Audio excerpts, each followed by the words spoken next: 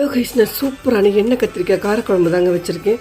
இந்த காரக்குழம்பு எங்கள் பையனுக்கு பொதுவாக கத்திரிக்காவே பிடிக்காதுங்க. எப்படி பண்ணாலும் சாப்பிட மாட்டான். ஆனால் என்னமத்தில் இந்த கத்திரிக்காய் குழம்பு வச்சோன்னா அவன் ஒன்றுமே சாப்பிடாத. இன்றைக்கி தாங்க ஃபஸ்ட் டைமே சாப்பிட்ருக்கான் அந்த கத்திரிக்காவை.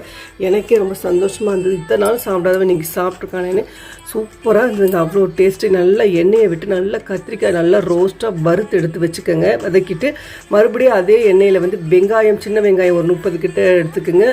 தக்காளி பழம், பூண்டு, இஞ்சி, மிளகாத்தூள், மல்லித்தூள், சோம்புத்தூள், தேங்காய் எல்லாத்தையும் போட்டு நல்லா வதக்கிட்டேன். மிளகு போட்டுக்கோங்க. ஒரு 10 மிளகு கிட்ட போட்டு ஜீரகத்தையும் போட்டு நல்லா வதக்கிட்டு நைஸாக அரைச்சிட்டு மறுபடியும் கடுகு, வெந்தயம், ஜீரகம் போட்டு மிளகாவத்தல் ஒரு 5-6 மிளகாவத்தல் போட்டுட்டு அந்த அரைச்ச விழுதை சேர்த்துட்டு அதுக்கப்புறம் அப்படியே உப்பு மலைச்சாரல் மல்லி போட்டு கத்திரிக்காய் வதக்கின கத்திரிக்காயும் போட்டு மூடி வச்சுட்டு கொஞ்ச நேரம் திறந்து பார்த்தா வேறு லெவலுங்க டேஸ்ட்டு. நீங்களும் ட்ரை